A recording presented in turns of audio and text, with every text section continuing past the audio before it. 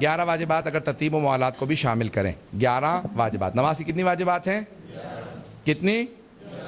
سب شک کے ساتھ نہ کہیں، یقین کے ساتھ کہیں. اب آئیں 5 رکن ہیں. رکن نماز کتنے ہیں؟ نیت، دوسرے تکبیرۃ الاحرام، تیسرے قیام متصل بالرکوع،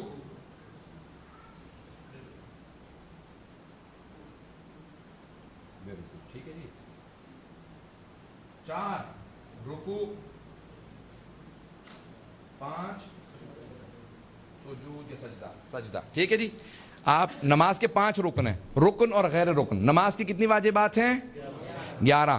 ان 11 واجبات میں سے 5 رکن ہیں، باقی غیر رکن ہیں. رکن اور غیر رکن میں فرق کیا ہے؟ سب کی توجہ ہے؟ واجبات 11 ہیں لیکن میں رکن 5 ہیں. رکن کا مطلب یہ ہوتا ہے کہ غلطی سے یا جان بوجھ کے اگر چھوٹ جائیں تو نماز باطل، نماز چلی گئی، اب آپ کو دوبارہ پڑھنی پڑے گی. غلطی سے بھی اگر چھوٹ جائیں. لیکن جو غیر رکن ہیں، واجب ہیں لیکن رکن نہیں ہیں، تو پھر تو اس کے بعد سجدہ صاحب ہیں، جو بھی احکام ہیں، بہت سے احکام ہیں اس کے، تو پھر بھی نماز ہو جاتی ہے کیونکہ غلطی سے چھوٹ گئے ہیں. لیکن نماز ہو جاتی ہے غلطی سے اگر چھوٹ جائے، کیونکہ وہ واجب ہیں لیکن غلطی سے چھوٹ جائے کوئی حرج نہیں. سب کی توجہ ہے نا؟ لیکن 5 رکن ہیں. رکن یعنی ان کے بغیر نماز نہیں ہوتی، چاہے غلطی سے چھوٹ جائے چاہے جان بوجھ کے. پہلے ہے نیت. ایک آدمی نے فوراً جلدی سے شروع کر اللہ اکبر، بسم اللہ الرحمن الرحیم الحمدللہ. اب نماز کے دوران سوچا کون سی نماز پڑھ رہا ہوں، میں ظہر شروع کی ہے، پڑھ چکا تھا، نہیں کچھ نہیں پتا اسے. اس کی نماز ہو گئی؟ اس کی نماز نہیں ہو رہی. کیوں؟ کیونکہ اس کو پتہ ہی نہیں ہے میں کون سی نماز پڑھ رہا ہوں. انسان کو پتہ ہونا چاہیے میں کون سی نماز پڑھ رہا ہوں، خدا کے لیے پڑھ رہا ہوں. ابھی یہاں سارے لوگ کھڑے ہیں، سارے کے سارے کہیں گے کہ کتنی پیاری نماز ہے، کتنی اچھی قرات ہے. پھر یہ نماز ہو جائے گی؟ نہیں ہوگی. قربتاً اللہ، اللہ کی خوشنودی کی خاطر. سب کی توجہ ہے؟ تو پہلی ہے نیت. نیت اگر خراب ہو تو نماز چلی گئی. شیخ محسن قراتی بہت بڑے ایران کے مفسر قرآن ہیں، مبلغ ہیں. وہ کہتے ہیں کہ میں ایرانی جہاز میں بیٹھا ہوا تھا، 3 گھنٹے گزر گئے، جہاز نہیں اڑ رہا تھا. میں نے اسٹوورڈ کو بلایا، اس کو کہا کہ بھی کیا مصیبت ہے، 3 گھنٹے سے بٹھا رکھا، گرمی ہے، ہم جہاز نہیں اڑنا. انہوں نے کبھی کسی نے شکایت کی ہے کہ چھوٹا سا نا چوہا نظر آیا جہاز میں. تو انہوں نے کہا بھی اتنا بڑا جہاز ہے، اڑاؤ، چوہا کیا کر لے گا؟ انہوں نے کہا نہیں آقا، وہ چھوٹا سا چوہا ہے، اگر وہ کہیں سسٹم میں گھس گیا تو کوئی تار اس نے کتر دی تو کچھ بھی ہو سکتا ہے، ہوائی جہاز گر جائے، کچھ ہو، رابطہ ٹوٹ جائے گا، ہم نہیں اڑ سکتے.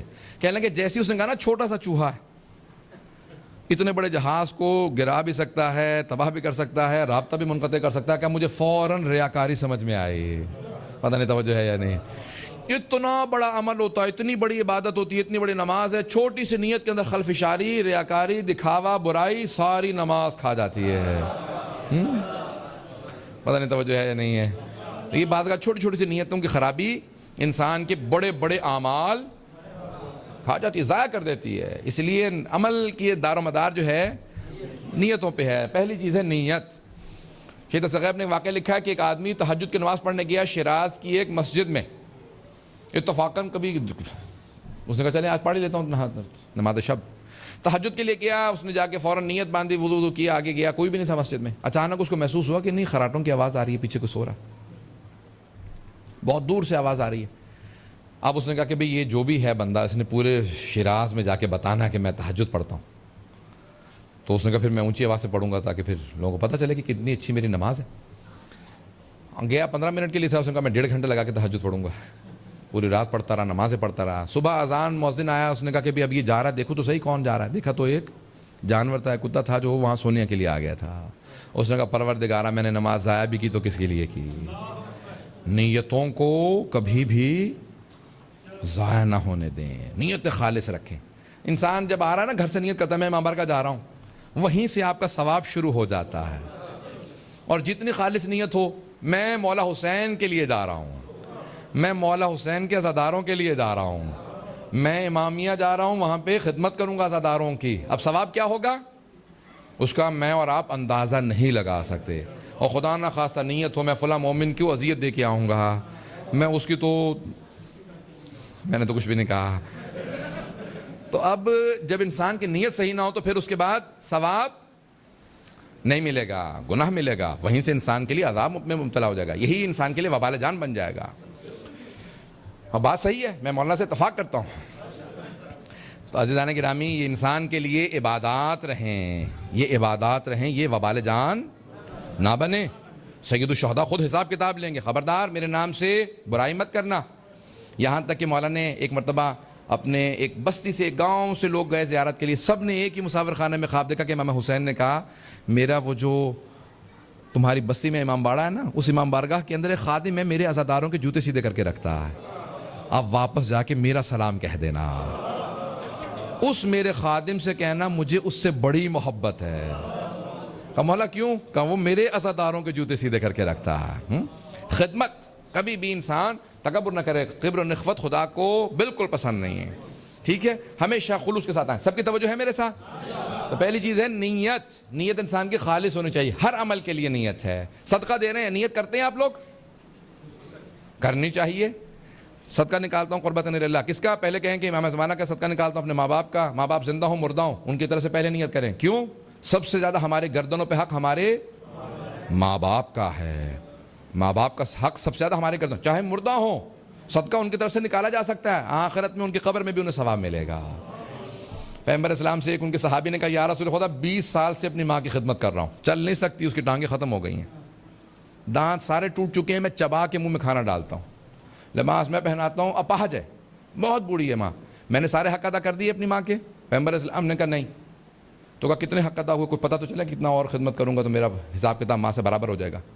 پیغمبر نے فرمایا وہ جو اس نے 9 مہینے پیٹ میں رکھا نا، تو نے 20 سال میں بھی وہ بھی حق ادا نہیں کیا۔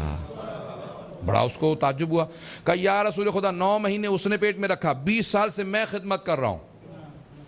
پیغمبر نے کہا وہ چھوڑ دے، وہ جو ایک رات تیرے آرام کی خاطر وہ تیرے پیشاب کی وجہ سے پوری رات جاگتی رہی، وہ تری میں پڑی رہی، تجھے سکون سے سلاتی رہی، تجھے خوش کرتی رہی، اس ایک رات کا بھی تو نے 20 سال میں بدلہ نہیں دیا۔ اس نے کہا میں نہیں مان سکتا، ایک رات کا بدلہ میں نے 20 سال میں کیسے نہیں دیا؟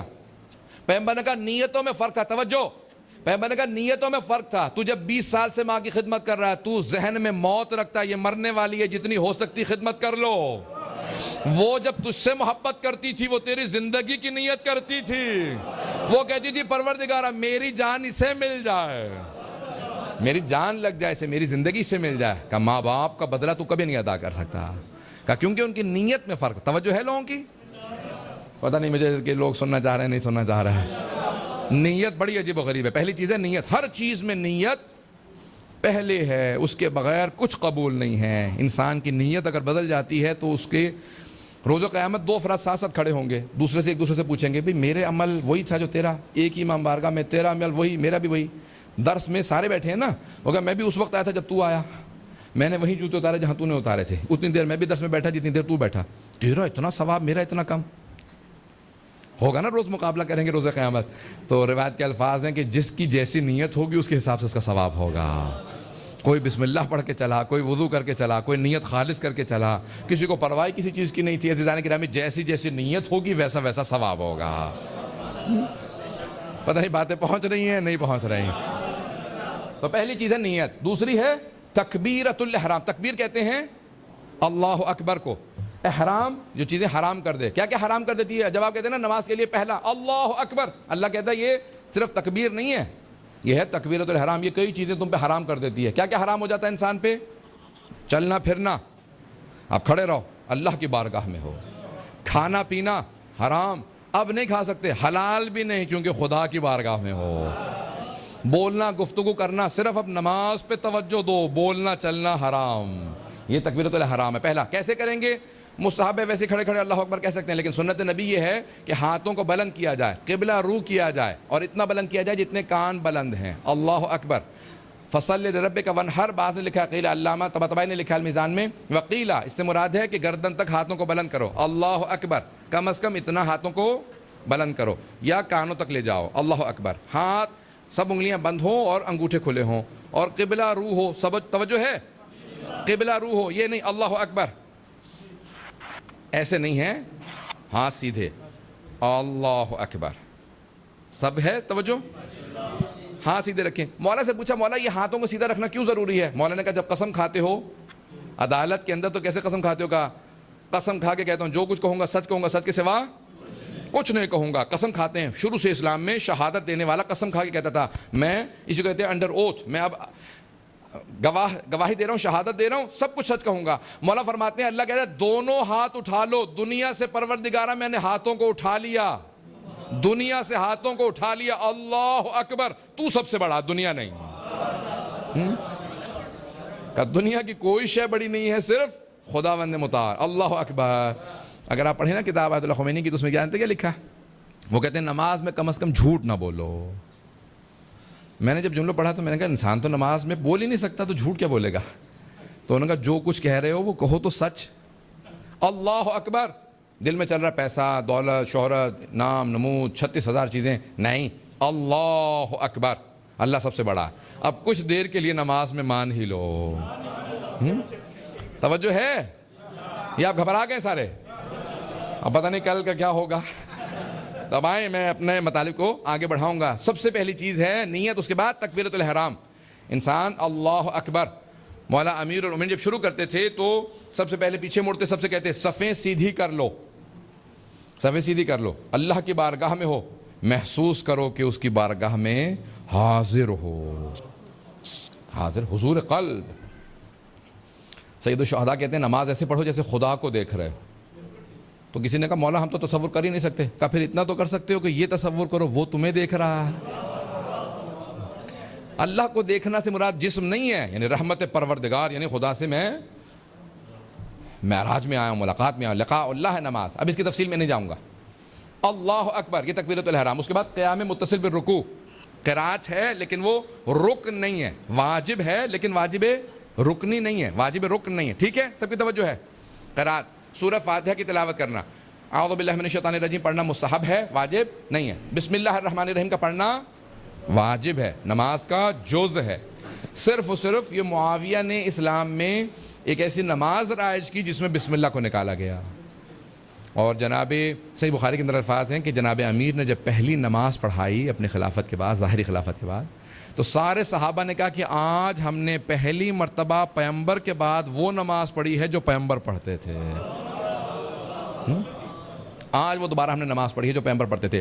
تو اب جناب ختمی مرتبت والی نماز وہی ہے کہ اس میں بسم اللہ بھی ہو. بسم اللہ الرحمن الرحیم. آپ نے نماز شروع کی تکبیرۃ الاحرام، اس کے بعد کہیں بسم اللہ الرحمن الرحیم.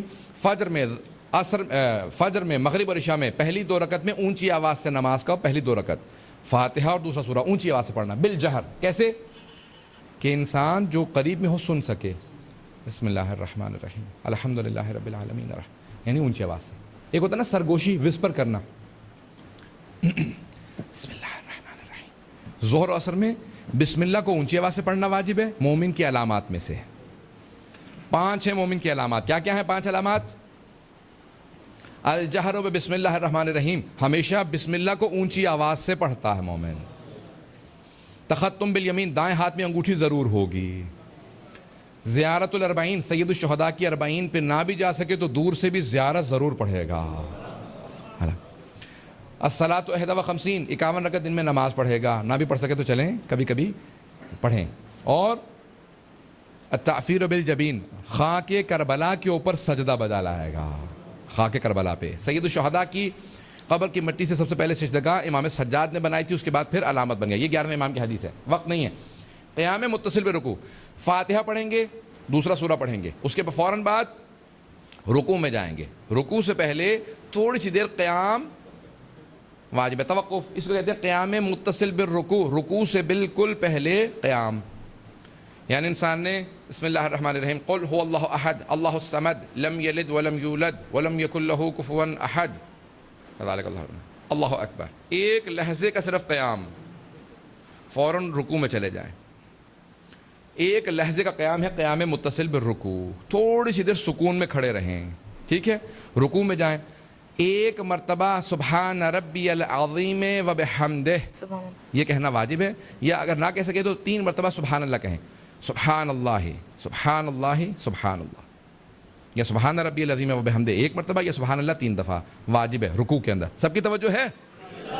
تو 3 مرتبہ رکوع کے اندر آپ کہیں گے رکوع واجب ہے. رکوع کے اندر ایک مرتبہ پہنچ جانا, ذکر اگر نہیں بھی کر سکا تو پہنچنا رکوع میں اور واپس آ جانا, یہ ہے رکن. اور جو ذکر ہے وہ واجب ہے لیکن رکن نہیں. اگر غلطی سے کوئی ذکر بھول جائے, رکوع کر لیا تب بھی نماز صحیح ہے, بعد میں سجدہ سہو کرے گا. لیکن اگر رکوع نہیں کیا تو نماز دوبارہ پڑھنی پڑے گی. بات واضح ہے؟ رکوع میں کتنا جھکنا ہے؟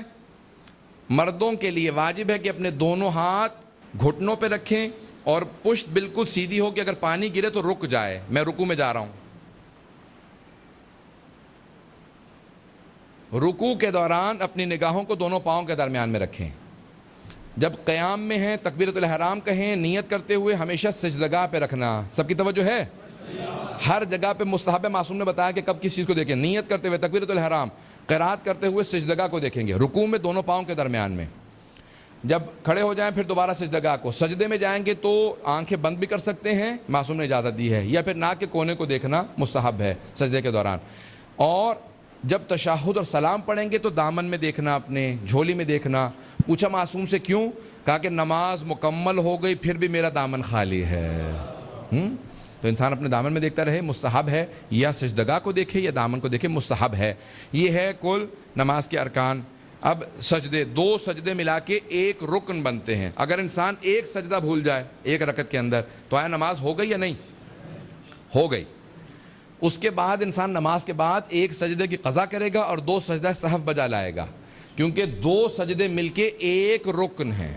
اگر انسان نے 2 الگ الگ رکعتوں میں 2 الگ الگ سجدے چھوڑ دیے تو اب اس کی نماز باطل ہے, کیونکہ اب اس کے پورا ایک رکن اس سے چھوٹ گیا ہے. بات واضح ہے؟ 2 سجدے مل کے ایک رکن بنتے ہیں. سب کی توجہ ہے؟ مجھے نہیں معلوم کتنے لوگ میرے ساتھ ہیں ابھی. انشاءاللہ یہ ہے 5 رکن. اس کے علاوہ آپ سن لیجئے کون کون سی چیزیں ہیں غیر رکن. قراءت, جب سیدھے کھڑے ہوتے ہیں قراءت, وہ چھٹا قراءت, ٹھیک ہے, رکن نہیں ہے لیکن واجب ہے. اب آپ نماز جماعت میں شریک ہو رہے ہیں, سب کی توجہ ہے؟ مولانا رکوع میں چلے گئے ہیں, آپ پیچھے سے آئیں گے, شریک ہونا چاہتے ہیں جماعت میں, کیا کہیں گے؟ کہیں گے یا اللہ, ایک مرتبہ آواز دیں گے. یا اللہ کیوں کہتے ہیں؟ تاکہ مولانا کو سمجھ میں آ جائے کوئی بھی جماعت میں آنے والا ہے, مجھے اس کے لیے انتظار کرنا ہے. بہت سے لوگ کہتے ہیں ان اللہ مع الصابرین, عربوں کی عادت ہے وہ اکثر اس آیت کی تلاوت کرتے ہیں, ان اللہ مع الصابرین, اللہ صبر والوں کے ساتھ ہے. تھوڑا سا سجدہ اگر اپنا رکوع طولانی کر دیں گے میں بھی شریک ہو جاؤں گا. اب لیکن مستحب ہے کہیں یا اللہ, ایک مرتبہ یا اللہ کہیں گے تو وہ سمجھ جائے گا کہ ابھی یہ کوئی شریک ہونے والا ہے, ٹھیک ہے. تو کیا کریں گے آپ؟ نیت, تکبیرۃ الاحرام, میں 4 رکعت ظہر کی پڑھتا ہوں واجب قرآن, اللہ اکبر, قیام متصل بھی رکوع, اور رکوع میں شریک ہو گئے, اور پھر سجدہ. تو آپ کا کوئی بھی رکن نہیں چھوٹا, اس لیے آپ کی نماز جماعت ہو گئی. قراءت چھوڑ دیں گے کیونکہ نماز جماعت میں 5 رکن پورے ہو رہے ہیں. بات کلیئر ہو گئی؟ تو اب اگر انسان کے رکن پورے ہوں تو نماز جماعت میں شریک ہو سکتا ہے, اور اس میں کوئی حرج نہیں ہے کہ اگر وہ قراءت فاتحہ دوسرا سورہ چھوڑ دے کیونکہ نماز جماعت میں ہے, ٹھیک ہے. اب اس کے بعد قراءت کے علاوہ انسان کا رکوع سجود کے اندر ذکر کرنا واجب ہے, لیکن واجب رکنی نہیں ہے, واجب غیر رکنی ہے. رکن نہیں لیکن واجب ہے. سب کی توجہ ہے؟ سبحان اللہ 3 دفعہ کہنا رکوع یا سجدے میں, یا رکوع میں کہنا سبحان ربی العظیم و بحمدہ 1 دفعہ, یا سجدے میں 1 دفعہ کہنا سبحان ربی الاعلی و بحمدہ 1 دفعہ. صلوات کا پڑھنا مستحب ہے, محمد وعلی محمد پہ صلوات کا پڑھنا رکوع و سجدے میں مستحب ہے, ٹھیک ہے. اور پھر اس کے بعد جو واجب آ جاتی ہے وہ ہے ذکر کے علاوہ تیسری اور چوتھی رکعت کے اندر تسبیحات اربع کا پڑھنا. تسبیحات اربع 4 تسبیحات جن کو تسبیحات اربع کہا جاتا ہے, سبحان اللہ والحمد للہ ولا الہ الا اللہ واللہ اکبر, یا سورہ فاتحہ کا, دونوں میں سے کوئی ایک پڑھ لیں. 3 مرتبہ تسبیحات اربع یا 1 دفعہ سورہ فاتحہ, ٹھیک ہے, دونوں میں, لیکن افضل تسبیحات اربع ہیں. یہ ہو گیا. اور پھر ہے تشہد, دوسری اور آخری رکعت میں تشہد کا پڑھنا, اشہد ان لا الہ الا اللہ وحدہ لا شریک لہ واشہد ان محمدا عبدہ ورسولہ اللہم صلی علی محمد وآل محمد. صلوات کا تشہد میں پڑھنا واجب ہے, شیعہ سنی سب فقہ کے اندر. یہ کم از کم آپ کے لیے جو رکوع سجود تشہد اور سلام, السلام علیکم ورحمۃ اللہ وبرکاتہ, ایک سلام کا واجب ہے, اور مستحب اور بھی ہیں. السلام علیکہ ایھا النبی ورحمۃ اللہ وبرکاتہ پہلے کہیں گے, السلام علینا وعلی عباد اللہ الصالحین, السلام علیکم ورحمۃ اللہ وبرکاتہ, یہ سلام. یہ ہے آپ کی کل نماز. اس کے بعد 3 تکبیریں واجب نہیں ہیں، لیکن پیغمبر نے اپنے آخری حج میں پوری امت کو وصیت کی کہ یہ 3 تکبیرات میری یاد ہیں، جب تک رہنا میری اس یاد کو باقی رکھنا. جب سلام دے دو تو اس کے بعد 3 تکبیرات یہ میری یاد ہیں. پیغمبر کی سنت ہے، رسول خدا ہمیشہ جب نماز مکمل کرتے السلام علیکم ورحمۃ اللہ وبرکاتہ کہتے تھے اللہ اکبر اللہ اکبر اللہ اکبر، اور پھر اس کے بعد صلوات پڑھنا پیغمبر اور اس کے، کیونکہ ہم 3 تکبیریں پیغمبر کی یاد میں کہتے ہیں، اس لیے اس کے بعد صلوات پیغمبر پہ بھیجتے ہیں. بات واضح ہو گئی سب لوگوں کے لیے؟ اب یہ یاد رسول خدا ہے، اس لیے ہم یہ 3 تکبیرات بالکل ترک نہیں کرتے. پیغمبر نے بہت زیادہ تاکید کی. قنوت سنت مؤکدہ ہے، واجب نہیں ہے. واجب نہیں ہے لیکن سنت مؤکدہ، پیغمبر نے بہت زیادہ تاکید کی ہے، ائمہ علیہ السلام نے بہت زیادہ تاکید کی ہے. کیوں؟ پیغمبر سے پوچھا کہ یا رسول خدا نماز میں سب سے زیادہ کس فعل کا ثواب ملتا ہے؟ تو آپ نے کہا طولانی قنوت کا، بہت طولانی قنوت کا. کچھ نہ یاد ہو تو کم از کم ہاتھ بلند کر کے سبحان اللہ ایک دفعہ کہہ دو. اور سب سے افضل کیا ہے کہ اللہم صلی علی محمد و آل محمد. کچھ نہ یاد ہو تو بچوں کو صلوات اچھی طرح سے سکھا دیں کہ وہ قنوت میں صلوات ضرور پڑھیں. بات واضح ہو گئی؟ اسلام ہمیشہ سجدہ شکر طولانی ہے. میں جلدی آپ کو خلاصہ کر کے طولانی اور مختصر دونوں بتا دیتا ہوں. اگر کہیں کچھ نہ کر سکیں تو فوراً سجدے میں جائیں اور 3 مرتبہ کہیں شکرن للہ، شکرن للہ، پروردگارہ تیرا شکر، تو نے توفیق دی نماز مکمل کر لی. میں 1-2 اور باتیں جلدی کہہ دوں. جناب امیر سے سوال کیا کہ یا علی، نماز دین کا ستون ہے، الصلاۃ معراج المومن، نماز مومن کی معراج ہے، نماز کی معراج سجدہ ہے، تو سجدے سے اٹھ کے ہم استغفر اللہ ربی واتوب الیہ کیوں کہتے ہیں؟ توجہ ہے؟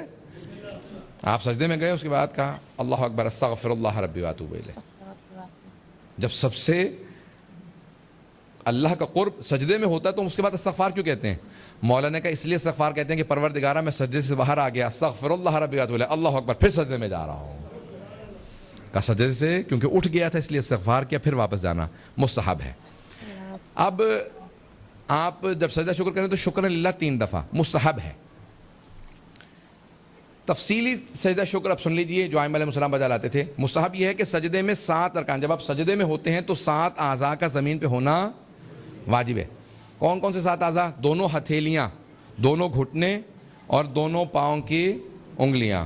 ان کو فولڈ نہیں کریں گے، سیدھا رکھیں گے، ٹھیک ہے؟ پاؤں کی انگلیاں اور پیشانی. اسی لیے واجب ہے جب انسان مر جاتا ہے تو غسل کے بعد اسے حنوط دیا جائے. حنوط کافور سے دیا جاتا ہے مردے کو، وہی جو 7 ارکان سجدے کے ہیں انہی پہ حنوط ملا جاتا ہے، پیشانی پہ، ہتھیلیوں پہ، دونوں گھٹنوں پہ اور دونوں پاؤں پہ. یہ حنوط بھی واجب ہے. اور مستحب یہ ہے کہ میت کی پیشانی پہ کافور کے ساتھ تھوڑی سی خاک شفا بھی ڈال دی جائے. سجدہ شکر کے اندر مستحب یہ ہے کہ انسان اپنے سارے اعضاء کو زمین پہ ایسے رکھے جیسے اس کی کوہنیاں بھی اور سب کچھ زمین پہ آ جائے، اس کا سینہ اگر زمین سے قریب ہو. جیسے نارمل سجدہ ہوتا ہے ویسا نہیں ہے، بلکہ بالکل انسان زمین پہ ایسے پڑ جائے، ناک بھی زمین پہ ہو، پیشانی بھی. 100 دفعہ یا 300 دفعہ العفو یا عفواً عفواً 100 دفعہ کہنا پہلے پیشانی پہ. پھر اس کے بعد دائیں رخسار کو رکھیں گے یا اللہ ہو یا ربا ہو یا سیدہ ہو 3 دفعہ. پھر 3 دفعہ بائیں رخسار کو رکھیں گے خاک شفا پہ یا سجدگاہ پہ، کہیں گے یا اللہ ہو یا ربا ہو یا سیدہ ہو. پھر پیشانی رکھیں گے، کہیں گے یا اللہ ہو یا ربا ہو یا سیدہ ہو 3 دفعہ. پھر کہیں گے 100 دفعہ یا 3 دفعہ شکرا للہ. پھر یہ دعا پڑھیں گے رب انی ظلمت نفسی فاغفر لی فانہ لا یغفر الذنوب غیرک یا مولا. یہ لکھ کے دے دوں گا 3 دفعہ. اور یہ ہو گیا آپ کا سجدہ شکر. 14 دفعہ ایک سانس میں یا وہاب پڑھنا مستحب ہے. انسان کبھی کسی کا محتاج نہیں ہوتا، ہمیشہ مستغنی رہتا ہے.